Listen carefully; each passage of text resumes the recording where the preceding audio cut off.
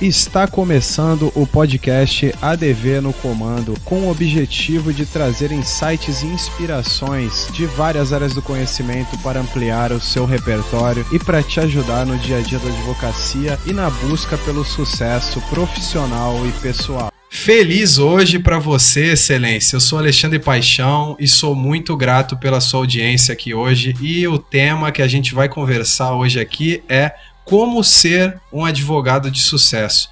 E para falar desse assunto, eu recebo hoje uma grande amiga minha que eu conheci por conta dessa busca por conhecimento e especialização pessoal e profissional.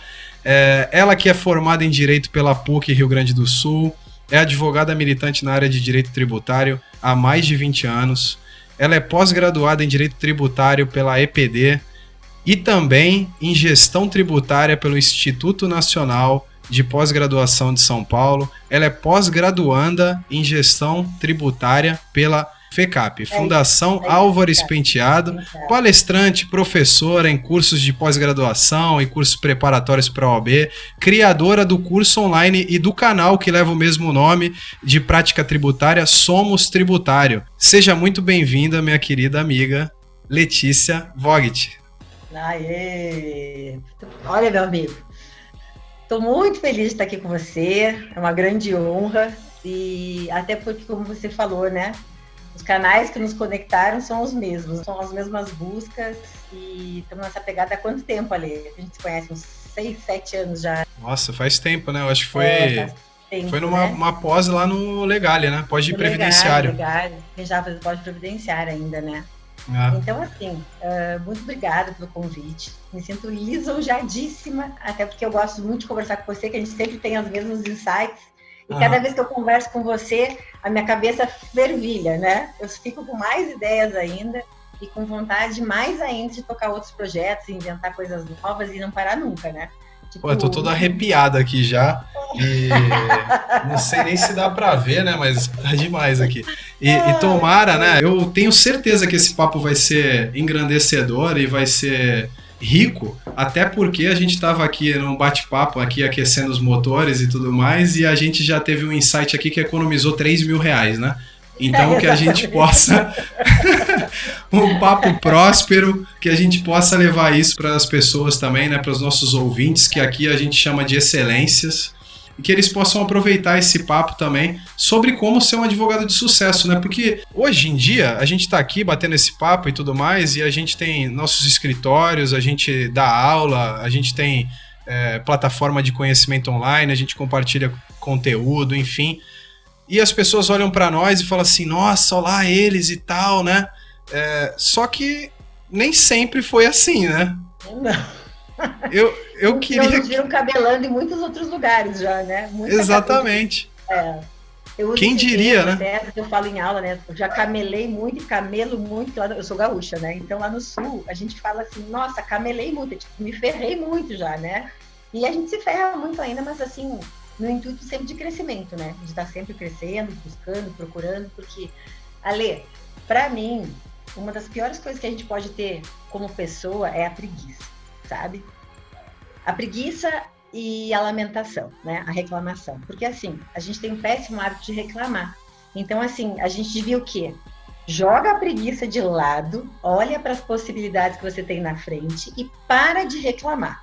Daí, pessoal, ai, Deus não me ajuda. Pobre de Deus, né? Coitado, ela cheia de coisa para socorrer mais importante que a gente e o cara fica esperando ajuda. Ele ajuda, mas o que você está fazendo com a sua parte? Então, assim, reclamar, aquela história, quem clama, de novo, reclama, cai de novo. Então, assim, a pessoa fica num círculo de reclamação e não sai daquilo ali.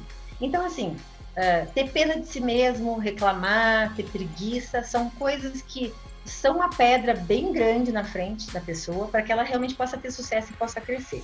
Às vezes, não é porque a pessoa queira ter isso ou ser assim, é porque ela realmente não percebe. Às vezes ela precisa de um empurrãozinho de alguém, de um amigo dar uma puxada, tirar ela lá do buraco.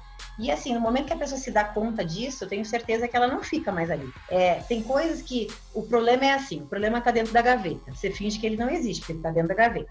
No momento que você abre e vê que tem um problema, mesmo que você feche, você sabe que ele está ali dentro. Então você não consegue mais ignorar, porque a ignorância era você não saber. Agora você já sabe, você finge que ele não está ali. Nesse momento, o que vai ter que acontecer? Tá ali, vou ter que abrir a gaveta e vou ter que limpar essa gaveta. No momento que você toma coragem de abrir a gaveta, tomar a rédea da sua vida e dizer, eu quero isso, eu vou à frente. Até porque é o seguinte, até agora eu tô arrepiada aqui. O que acontece? A minha irmã fala uma coisa que eu acho muito legal e eu uso isso nas minhas aulas, sabe? Porque assim, às vezes você tá lá super empenhado para fazer um negócio e vem aquela, não vai dar certo, você é maluco. Sempre tem aqueles, né?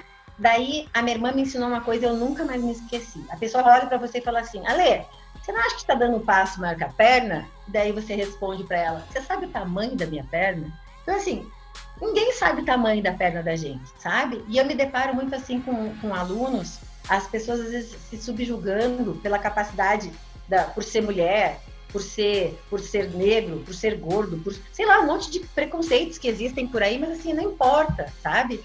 Uma vez eu fui dar uma palestra que dizia assim, quais são as dificuldades da mulher advogada? Então assim, eu acho que a gente não tem dificuldades por ser mulher, a gente tem dificuldades por ser humano. E as dificuldades e os preconceitos que as pessoas colocam como empecilho para nós, a gente só vai ter problemas se a gente receber. É tipo igual receber um presente. Se eu for na tua casa e te der um presente, você recebe se você quiser, né? Então você diz, não quero, toma, esse presente não é meu. E isso é a mesma coisa. No momento que você não aceita uma ofensa, que você não aceita um subjugamento, aquilo ali não faz parte seu. Então você vai fazer o quê? Eu digo, entra com o pé na porta, chutando, sabe? Eu digo assim, abre o peito, estufa o peito e levanta o queixo e vai, sem medo de ser feliz. Ninguém vai dizer o que você é, o que você pode fazer, qual é o tamanho da sua perna, qual é o tamanho do seu sonho. Então assim, eu não aceito que nenhum esteja nos escutando, sabe? Se deixe pela opinião do outro, sabe? A gente tem que ter certeza do que quer. E por mais dificuldades que a gente tenha, porque todo mundo tem as suas dificuldades, claro, né? Às vezes a perna é um pouco maior, um pouco menor, a pedra é um pouco maior, um pouco menor, claro, é óbvio. Mas assim, o que a gente tem que pensar? Que as coisas são fáceis, né? Por que as coisas são fáceis? No cérebro, no sistema límbico da gente, diz o seguinte, tem uma área da criatividade, que ela só é acionada com pensamentos positivos. Então, assim, se você fica, céu, vida, isso não dá certo, isso é difícil. Aquela área da criatividade, que está lá, da sua inteligência, para fazer você criar e crescer e render, não aciona, porque você está com pensamentos negativos. E eu digo assim, isso não é espiritualidade, religiosidade, isso é neurociência, né? Então, o sistema límbico, com pensamentos positivos, ele aciona a área da criatividade, e você começa a ter ideias e tem soluções para os seus problemas. Daí você vai parar de reclamar. Então, Exato. Assim, principalmente às vezes o advogado. Aquele prazo é difícil, esse cliente é chato. A gente vai deixando para depois, você vai empurrando com a barriga, né? A barriga vai crescendo, a gente tem que empurrar, né? Chega no último dia, daí que você pega para ler, puxa, não era nada de difícil, era fácil. E você ficou 15 dias sofrendo, achando que era difícil, porque você botou na cabeça que era difícil. Então, se você pensar, primeiro, que é fácil, uma boa parte dos seus problemas já resolve. E eu digo assim, ainda que não seja fácil, que tenha suas dificuldades, mas só de você pensar que é fácil, vai fluir.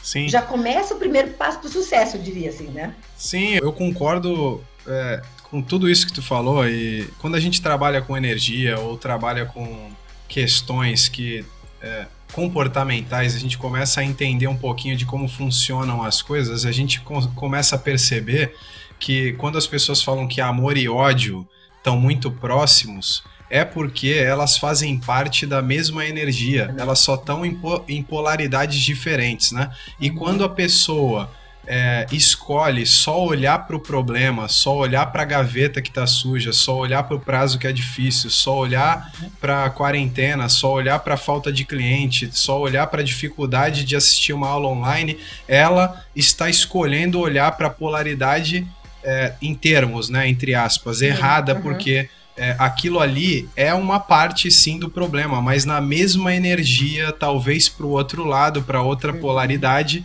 tenha a solução e tá bem ali na cara dele, porque muitas vezes a solução para problemas complexos até tá no simples.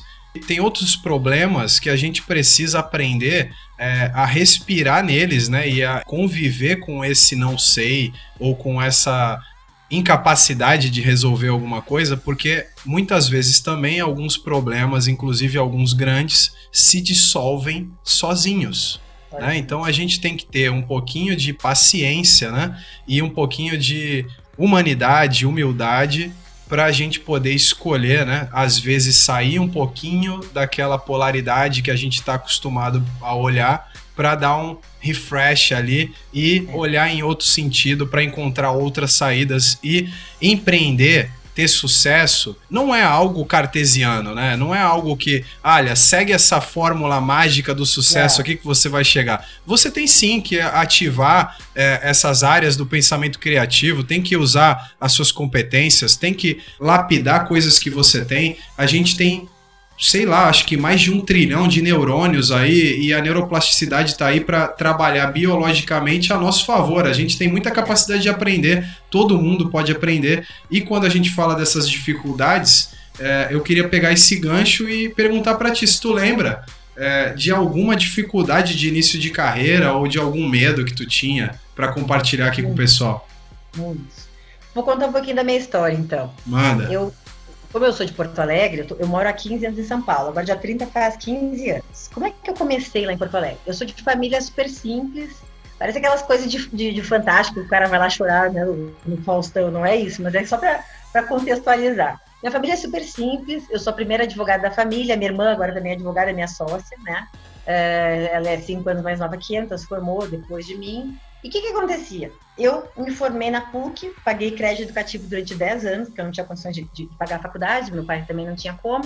Então, assim, enquanto eu pagava o crédito educativo, eu não tinha condições de fazer uma pós-graduação. E meu sonho era fazer uma pós-graduação. Então, o que aconteceu? Eu sempre quis ser tributarista, sempre. Desde a faculdade, assim, o professor foi um professor fantástico, tive muita sorte de ter esse professor que chama Igor Danilevich, que é um grande professor de Porto Alegre. E eu disse, eu quero ser tributarista. E as pessoas falavam assim, você é maluca, você tá doida, é muito difícil. A palavra que eu mais escutava é que tributário era difícil. Daí eu queria fazer uma pós-graduação, daí eu não tinha dinheiro. Bom, resultado. Eu falei, bom, eu tenho que pagar boletos, né? Eu tenho contas para pagar. Então, eu me peguei numa situação fazendo diversas outras áreas para pagar boleto, porque a gente tem que pagar boleto quando começa a carreira, não tem jeito, né? Então, assim, mas o meu sonho estava ali. O que eu fiz? Não, eu não vou desistir do tributário. Como eu não tinha dinheiro para fazer a pós ali, e eu queria muito ser tributarista, eu estudava sozinha. Eu tô formada há quase 25 já, tá? Então, assim, não tinha Google, não tinha internet na minha época, né? Eu tô com 45, então, assim, o mundo deu um up nos últimos 10 anos, 15 anos, né? Na minha época não tinha essas coisas, livro era muito caro. Então, assim, eu usava livro da biblioteca. Eu trabalhei nos primeiros anos, quando eu me formei, eu trabalhava numa biblioteca da Procuradoria-Geral do Estado. Eu era estagiária, consegui um cargo e passei a ser chefe de lá e coordenava outros 40 estagiários. Então, eu estava dentro de uma biblioteca. O que eu fazia? Eu aproveitava os livros da biblioteca que eu não podia comprar e eu estudava. E eu comecei a atuar no direito tributário com toda a dificuldade, assim, de captação de cliente, porque eu era muito nova também na época, mas, assim, como eu tinha decidido que eu ia ser tributarista, eu falei, não é porque eu não tenho pós-graduação que eu não vou ser tributarista. E eu comecei a atuar no tributário sem pós. Tanto é que eu só fui fazer pós-graduação aqui em São Paulo, depois de formada há bastante tempo. Daí eu vim para cá por quê? Eu cheguei lá, queria ser tributarista, não conseguia pagar pós-graduação, o salário lá não era suficiente para isso. Eu falei, quer saber? Eu vou para São Paulo. Botei o currículo embaixo do braço, vim desempregada para São Paulo, sem nada de dinheiro ali. Mas assim, pensa a pobreza. Assim, mas assim, nada, não tinha uma reservinha, nada. Daí consegui um emprego aqui em 3 meses, quando eu estava aqui já, e são meus clientes até hoje, inclusive. E o que aconteceu? Eu consegui, daí com o dinheiro do meu salário, eu dividia apartamento, pagava o aluguel, pagava a pós-graduação, que eu consegui, enfim, começar a fazer, e pagava ainda meu crédito educativo, eu fiquei 10 anos pagando. E daí não parei mais, porque daí o que acontece? As pessoas me diziam, você é maluca, você quer ser tributarista, você é maluca, porque você está indo embora para São Paulo sem dinheiro. Eu distribuí mais de 400 currículos quando eu cheguei em São Paulo. Mais de 400 currículos, para ter 4 entrevistas, 1%. Ou seja, para conseguir um emprego. E daí eu vendi meu carro lá, fiquei sem carro, comecei a andar de ônibus aqui, que eu nunca tinha mais andado de ônibus na vida, ia para a Praça da Sé, pegava 2 ônibus. Então, assim, ó, isso tudo, quando eu penso que eu olho para trás, eu podia ter ficado com medo, dito, meu Deus, eu vou voltar para casa, porque tem a casa dos meus pais, tá lá me esperando. E eu falei, não vou nunca baixar a cabeça, eu vou ficar aqui, eu vou vencer. E daí o que aconteceu? Eu comecei a trabalhar, trabalhei acho que uns 5 anos mais ou menos em outros escritórios, mas camelando, assim, sendo, tipo, tirando sangue, mas eu aprendi com isso. Eu sou grata a todos os que me tiraram a pele, o couro e o sangue, a todos que me fizeram chorar, me trancar do banheiro, chorar e voltar para o trabalho, pelo volume, pela pressão, pela exigência, que São Paulo exige muito da gente também, mas eu aprendi, isso me fortaleceu. Então eu sou grata, a mesmo aqueles que me maltrataram, eu sou grata a eles também. E daí eu montei meu escritório, que tem quase 12 anos já de escritório, em São Paulo. Então assim, eu poderia ter todos os medos e tive. Será que vai dar certo? Vou para São Paulo, cidade tão grande, mas o que acontece? Se tá com medo, vai com medo mesmo, né? Enfia o pé na porta e vai. E deu certo, né? E deu certo. Porque eu sou mais inteligente? Não. Pelo contrário, ali. Sabe que você falou da neuroplastia? Graças a Deus que eu tenho neuroplastia. Porque eu não me acho nem um pouco inteligente. Eu me acho muito esforçada, sabe? Eu sou muito esforçada. Isso eu sou mesmo. Eu sento, estudo 15 horas, eu sento, estudo, e ninguém me tira disso. Porque é o que eu quero. Então, assim, sou mais inteligente? Não, pelo contrário. Eu tenho que estudar, às vezes, mais tempo para poder, né? Talvez outra pessoa, Whiting, estudaria 2 horas e estaria resolvido. Eu fico 15 horas estudando. Então, assim, esses medos todos de não dar certo, de ir para uma cidade grande, de começar do zero, todos os medos eu tive. Sem emprego, sem conhecer ninguém. Todo mundo que me falou que podia me indicar, não me indicou para nada, sabe? As pessoas prometem e não cumprem. Mas e aí? Paciência, né? Então, assim, isso me serviu, esse medo, mas assim, eu estava passando trabalho lá também, não estava feliz com aquilo lá. E daí o que eu fiz? Vim pra cá. E não me arrependo. Nem um dia na minha vida eu me arrependo. Sinto saudade dos meus pais, sinto saudade dos meus amigos, sinto saudade da minha cidade, mas faz parte da vida. E sou muito grata a isso, assim. Então, tenho sucesso, o meu sucesso, e assim, sucesso é muito relativo, né? O que é ter sucesso, né? Uhum. Para uma pessoa pode ser ter saúde, para outra pode ser ter dinheiro, outra pode ser um escritório com 200 pessoas, outra pode ser não fazer nada. Então, assim, dentro do meu contexto, eu acho que eu atingi meu objetivo. Por quê? Consegui vir pra cá sozinho. Me virei sozinho, tive que enfrentar os meus medos, as minhas saudades, os meus choros, né? E estabeleci aqui o que eu queria ser e eu falei, não volto mais daqui. Tanto é que daí a minha irmã veio pra cá e a minha sócia. Minha irmã veio pra cá também e mora aqui. Então, assim, medo todos temos, sem dúvida nenhuma. Inclusive de fracassar e ter que voltar com a mala embaixo do braço pra casa, né? Sim. Mas não me arrependo. Você sabe que... faria de novo, faria tudo de novo. Sim, e é muito interessante isso, né? Porque a gente grava aqui, né? Vai gravando a conversa e não tem combinação, né? Você não sabe o que eu vou perguntar, não enfim. Não sabia nem o que era o assunto, né? E eu, no primeiro episódio aqui do podcast, eu conto a minha história também, né? Um pouco de como foi a minha caminhada até aqui. E é impressionante, né? Eu já tinha lido a tua no livro que dá nome aqui a esse episódio aqui do podcast, né? O teu e-book. E é muito parecido vários pontos, né? E quando você fala assim, tinham vários medos, mas eu não ia desistir nem nada. Tem uma música do Projota que eu gosto muito, que ele fala assim, manda mais vilões porque isso só enriquece a trama, né? Quanto mais vilão tiver, mais herói ele vai ser, né? E é muito interessante isso, porque... o sucesso em si, né? Sabe que uma vez eu estava atendendo uma advogada num processo individual de mentoria e ela falou, né, que um dos objetivos dela era ter sucesso. E aí eu devolvi a pergunta para ela da mesma forma que você inteligentemente disse agora, né? O que é sucesso para você? E aí a gente ficou em busca dessa resposta e no final das contas ela disse que sucesso para ela era poder andar com as próprias pernas, né? Então, sucesso é muito relativo. E isso não é melhor nem pior, não é maior nem menor, porque ter coragem para ser quem você é, escolher o que você quer ser, fazer e ter, e poder sustentar isso frente à sociedade que a gente vive hoje em dia, já é um baita sucesso, né? E só você sabe os tombos reais que você leva, né? Porque afinal de contas a gente vive com muita coisa no palco, né, das redes sociais, mas a gente sabe também que os bastidores pouca gente ou quase ninguém mostra. Então cada um sabe sim dos seus bastidores e dos problemas, das dificuldades que enfrenta, mas como você disse, né, a água encontra com pedras gigantes, né? Você falou, às vezes tem um desafio que é uma pedra gigante. A gente pode aprender com a água, né? Dar a volta na pedra, né? Não precisa quebrar ela.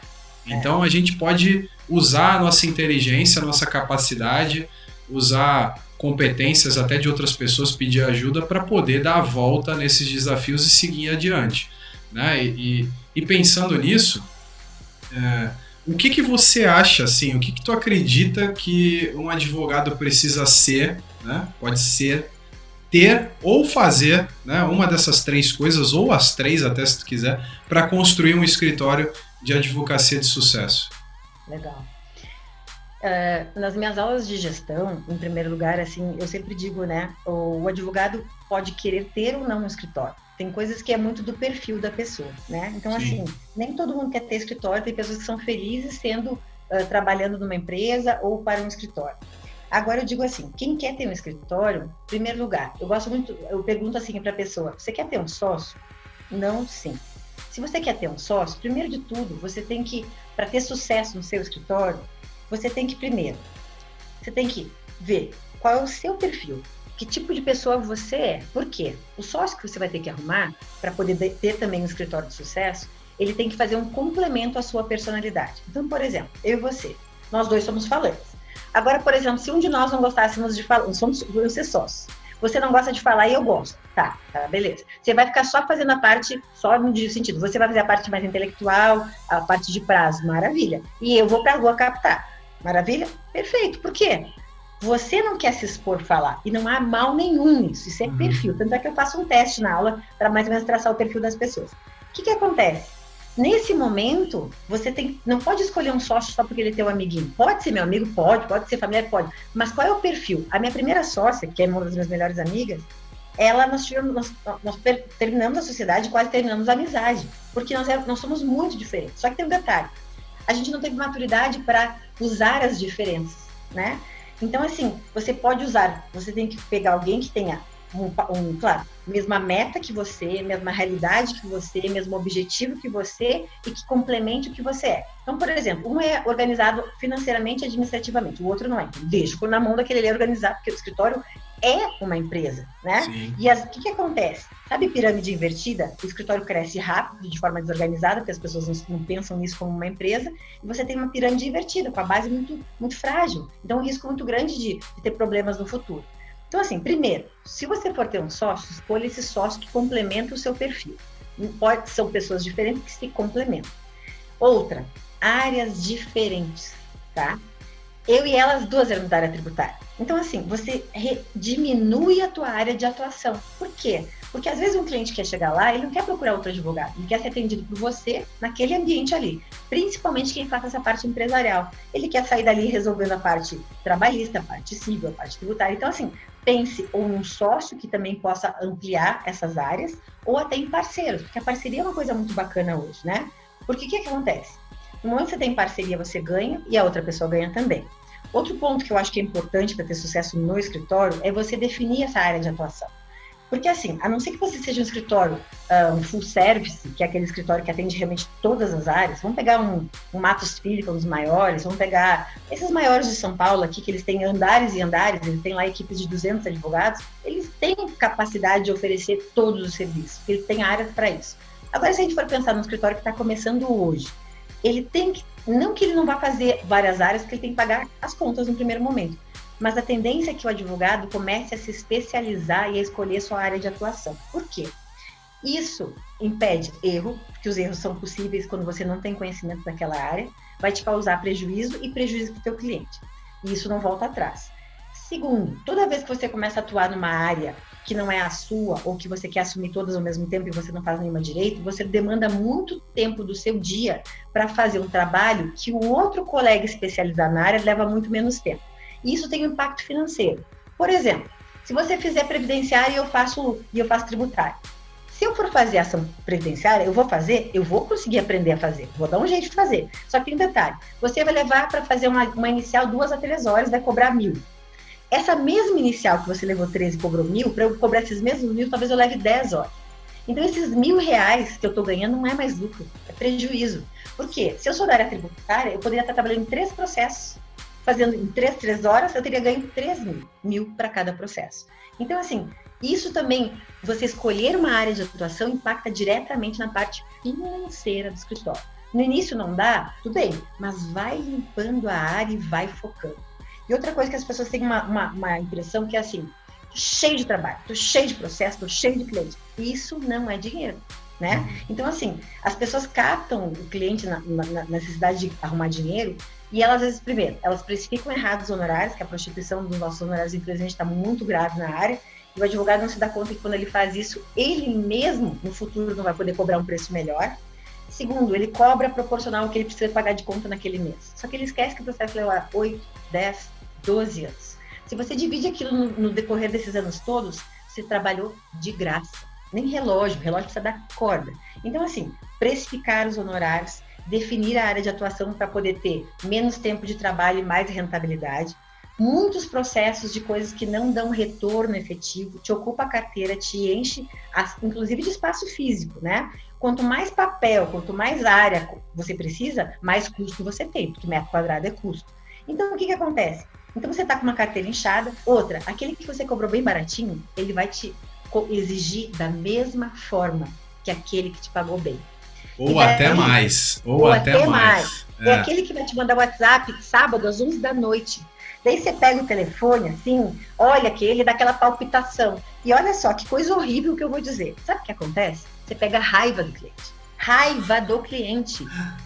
Né? Não vamos ser hipócritas. É isso que acontece. Você começa a pegar pavor. E você não trabalha mais tão bem naquele processo como você deveria. Então, assim, eu e minha irmã fizemos uma limpeza no escritório. Eu faço tributária e ela faz trabalhista. Só.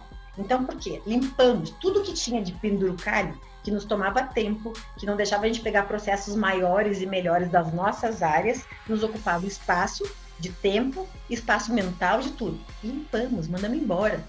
E hoje a gente trabalha com um menor número de processos, com processos melhores, que nos dão mais rentabilidade. Então, movimento não é rentabilidade. E todo mundo quer ter sucesso também financeiro, né? Sim. Então, acho assim, acho que respondendo um pouquinho da tua pergunta, tem mais coisa, mas daí eu não vou terminar nunca mais de falar, né, Ale?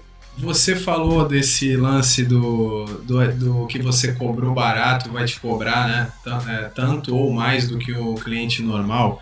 E aí eu lembrei, né, de uma história minha do começo da carreira, bem lá do começo, bem do começo. Uma pessoa me indicou, cliente, né, uma cliente na época, que era uma senhora, né, que morava num apartamento X, né, lá em Santos, numa rua lá de Santos, e a pessoa estava para ser despejada, estava com um processo de despejo por falta de pagamento. Aí na época eu ainda tinha a minha sócia, Fabi, e aí a gente conversou lá e tal, e chegou num valor que era uma merreca. Eu não lembro, assim, tipo, dinheiro da época, acho que R$2.000, não lembro, para fazer a defesa no despejo por falta de pagamento. A gente ganhou a parte da cobrança, então ela foi dada improcedência na cobrança, ela não pagou nada. Você já teve esse êxito todo, já conseguiu fazer a cliente não pagar. Ela não pagou na época. Além de não pagar, ela ficou mais um ano inteiro sem ser despejada, porque a gente foi colocando empecilho, remédios e tal, fazendo o nosso trabalho, mais um ano para frente sem ser despejada, e eu dava assistência pessoal a ela sempre, né? Na época era telefone, não tinha smartphone, né? Nós somos dinossauros do direito. A gente aí. Era feliz, não sabia. A gente você que está nos ouvindo, o meu TCC na época foi entregue no disquete também, na época, então era nesse nível.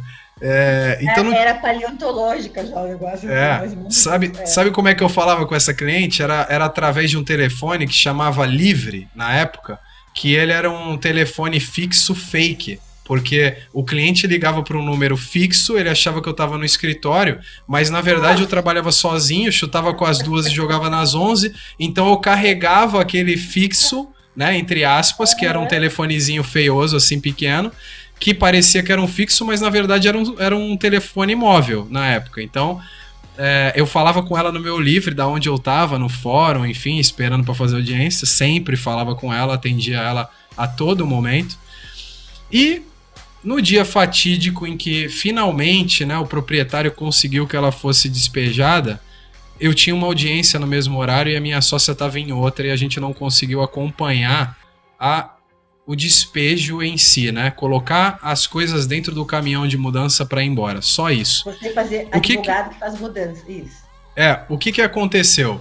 Essa cliente que estava sem pagar aluguel, ganhou o processo por meio do nosso trabalho, não pagou nada, ficou mais um ano sem pagar aluguel. Ela foi despejada e porque a gente não acompanhou a saída dela do imóvel, ela foi na OAB e fez uma denúncia no comitê de ética contra mim. E eu tive que me defender e foi arquivado, é óbvio, porque eu comprovei com todas as peças. E ela te pagou pelo menos? Sim, ela tinha me dado uma canseira para pagar, pagou parcelado. Mas me mandou na ética, e aí eu tive que me defender lá, foi arquivado, juntei a cópia do processo, tudo mais, o tempo que ela ficou de graça lá no apartamento e tudo mais, enfim, documentei tudo, né? A gente tinha o documento, que na época guardava como é que é? Aquela armário de aço, né? Isso, com aquela pasta suspensa, né?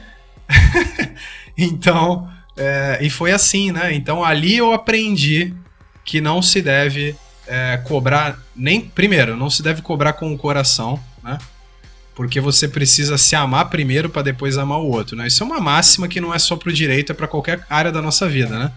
Então, quando eu aprendi a dar valor para os anos que eu gastei dinheiro, tempo, energia na faculdade, o tempo que eu estava ali no escritório, o tempo que eu trabalhava naquele processo, eu aprendi que eu tinha que ter decência na cobrança dos honorários e mais, que eu tinha que escolher o que realmente eu queria fazer ou não, né? E cobrar de acordo com isso, né? Porque eu nunca mais fiz um despejo por falta de pagamento e quando apareceu no escritório, porque apareceu, eu cobrei muito alto. Pra não te contratar, tipo, pra não contratar. Se contratar, tudo bem, eu vou fazer, mas era pra não contratar. Né? Sim, se ficasse, eu tava ganhando muito bem, mas eu nunca mais fiz. Sabe que eu escutei uma expressão um dia sobre esse, desculpa até te cortei, já cortando, que trabalhar é dar a sua vida em troca, né? Você tá dando a sua vida em troca do trabalho. Daí alguém respondeu assim, mas você tá ganhando pra isso. Mas isso é o mínimo, porque você tá dando vida. A vida não volta atrás. Isso. Esse minuto que nós estamos passando aqui não vai voltar, né? Se eu tô com 45, não vou voltar para meus 25. O que eu tinha de 45 eu já gastei, né? Então, assim, que pelo menos esses 45 sejam bem remunerados para pelo menos compensar um pouquinho da minha vida que eu tô deixando para trás, né? Sim. E teve uma coisa que você falou também, enquanto você respondia essa pergunta de o que fazer para ter um escritório de sucesso, mas podia também ser o que você tem que fazer para ter uma carreira, né, para ser um advogado de sucesso. Você falou sobre escolher a área, gastar energia com o que você gosta de fazer, escolher realmente os processos que você tem aquele propósito em tocar e tudo mais, e isso é muito importante porque a pessoa, o advogado que está começando agora, ou que de repente está trocando de área, ele tem que ter na cabeça dele que trabalhar como a gente trabalha, advogando, a gente toma para nós o problema do outro como se fosse nosso. E isso demanda, além de energia, além de tempo, demanda parte da parte emocional, né, da pessoa que nós somos. E a longo prazo, tratar de coisas que você odeia tratar e que você é mal remunerado para isso, ou que leva muito tempo porque não tem o mínimo contato ou não tem o mínimo propósito, não vê um porquê em fazer aquilo, isso ao longo de décadas, né? Estamos aqui, eu há 16, você há 20 anos advogando, décadas de algo muito ruim ou muito nocivo esmagando você, vai fazer com que você chegue lá na frente com muito problema para resolver e pouco sucesso para comemorar, né? E o corpo vai ressentir, né? De alguma forma, porque você vai em algum lugar, para algum lugar você tem que ir, né?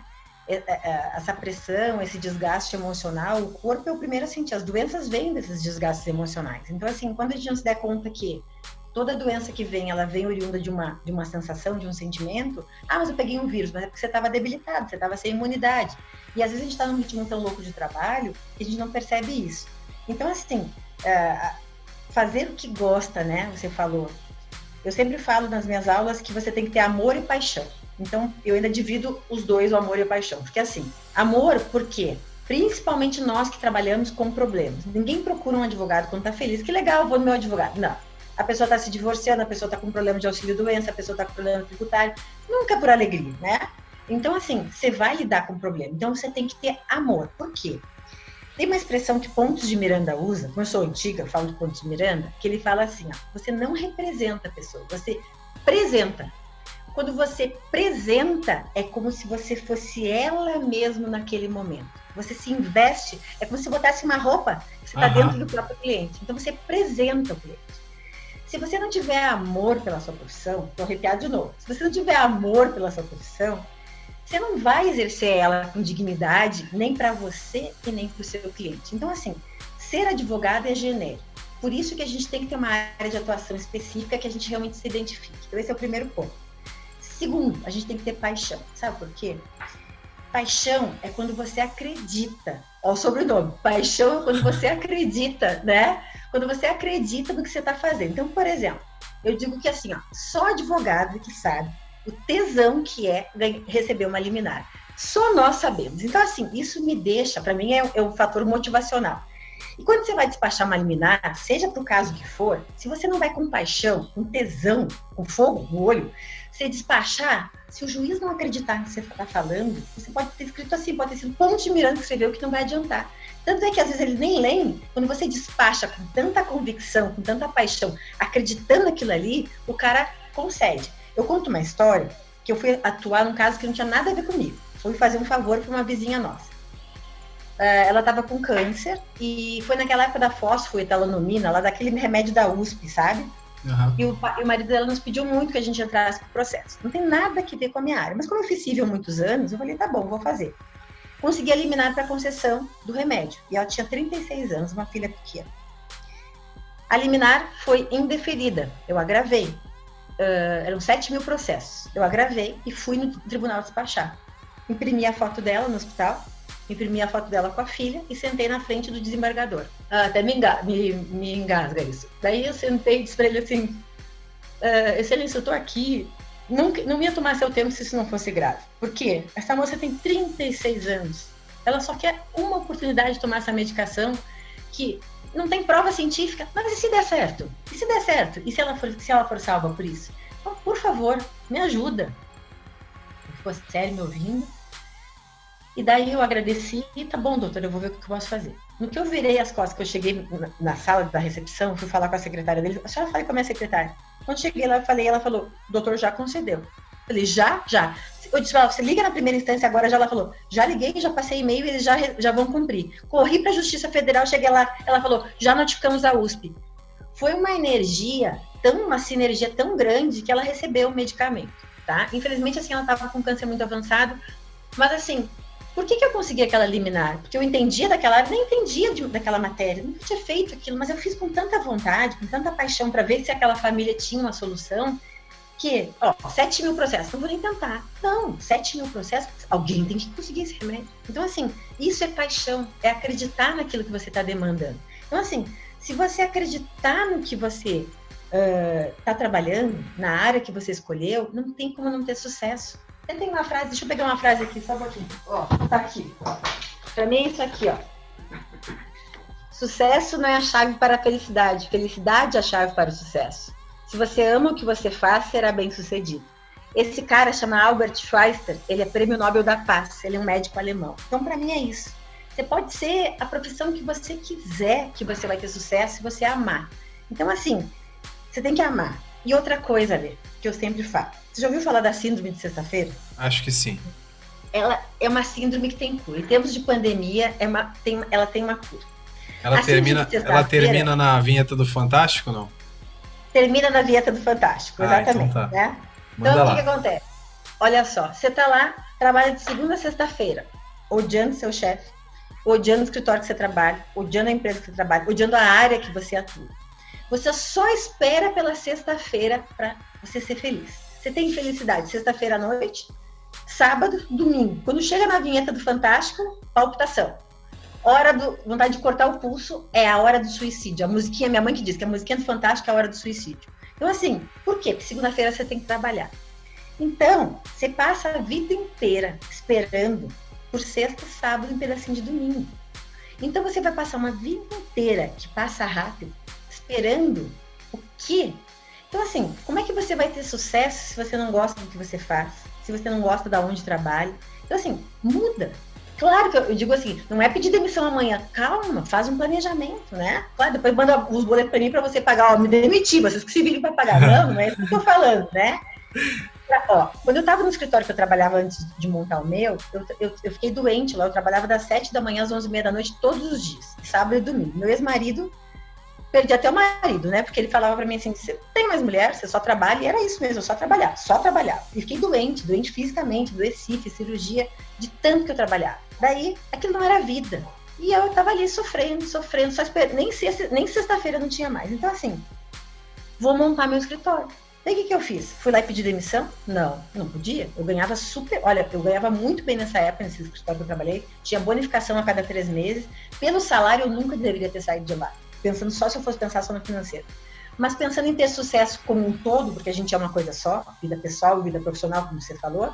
Letícia é advogada, Letícia é mulher, sou uma coisa só. Letícia é professora, uma coisa só. Eu estava feliz financeiramente, eu não tinha tempo para gastar o dinheiro. Eu tinha dinheiro guardado e não tinha tempo para gastar. O que eu fiz? Eu me organizei, consegui montar o meu escritório, fui trabalhando, fui guardando dinheiro, fiz uma captação paralela.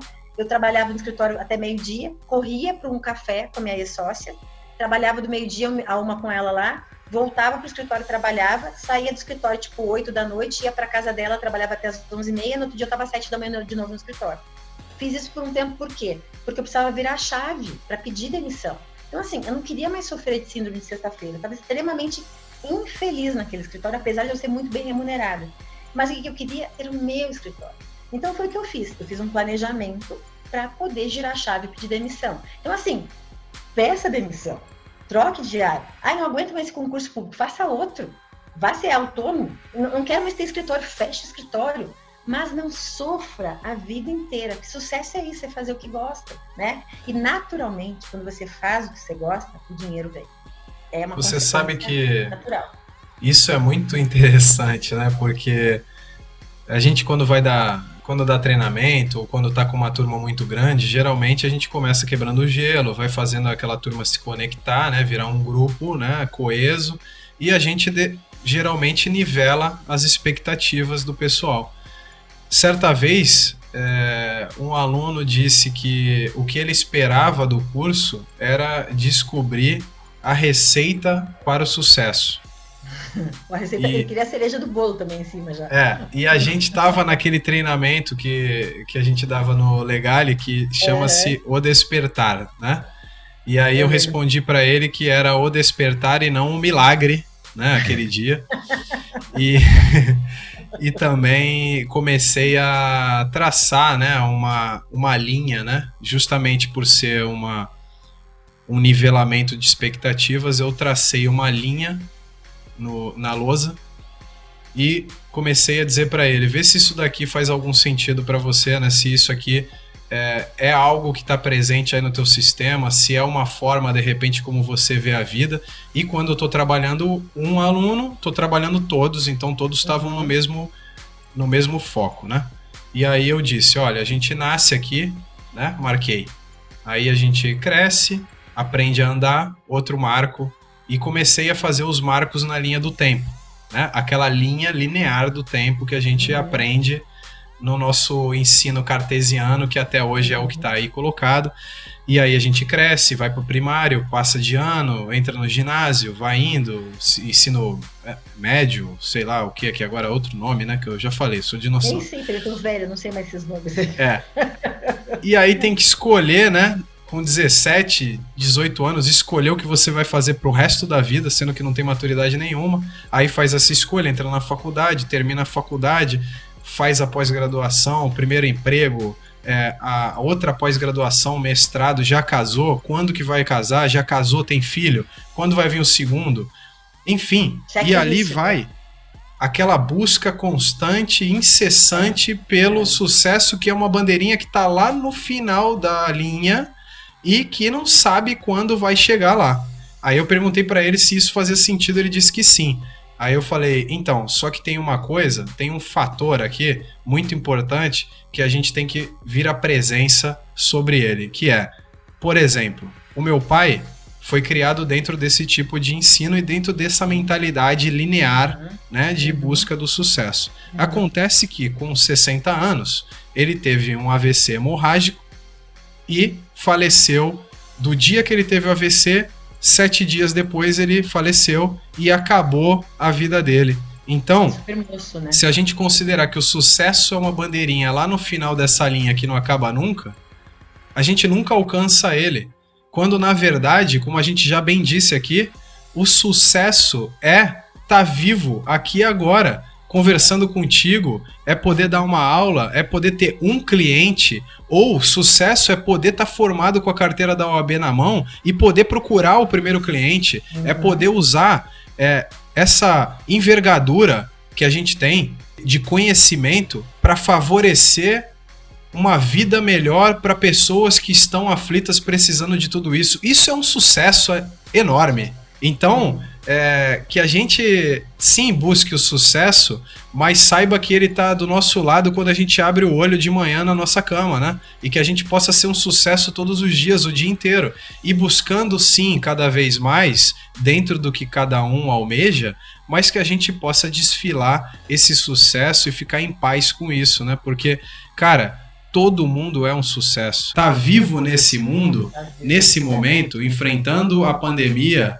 né? E toda essa novidade que está apresentada aqui para pessoas que têm a nossa idade, para pessoas mais velhas ainda, para pessoas mais novas, enfim, para a humanidade como um todo, é um sucesso passar por isso todos os dias e sair do outro lado, vivo. Esses dias eu escutei assim, que você ter nascido, aquele espermatozoide conseguiu alcançar era você, dentro de milhões. Então, assim, sucesso já começa aí. Senão a gente não tava aqui, né? Começa por aí já. Você falou, tá vivo, e pra tá vivo, tive que vencer quantos pra chegar ali na frente, né? Sim, e um pouco depois desse espermatozoide fecundar o óvulo, ficar sendo gestado lá por, de repente, 7, 8 meses, 9, depende de como a pessoa nasceu, ela passou pelo parto, né? E aí ela era um feto que não sabia falar, não sabia comer sozinho, não sabia nada, nem respirar sabia, passou por uma cirurgia, né? Ou saiu por um corte na barriga da mãe, ou saiu por onde entrou, numa pressão absurda, com um monte de desconhecido, num lugar que ele nunca tinha estado, e aí, de repente,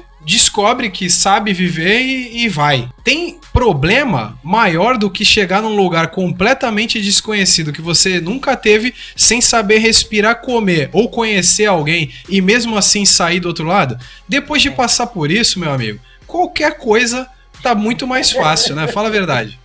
É verdade, concordo com você. Agora que a gente já sabe falar, se defender, tem uma carteirinha da OAB, com carteirinha da OAB ninguém me segura, né, Lê? A carteirinha da OAB tá com a carteirinha, ó,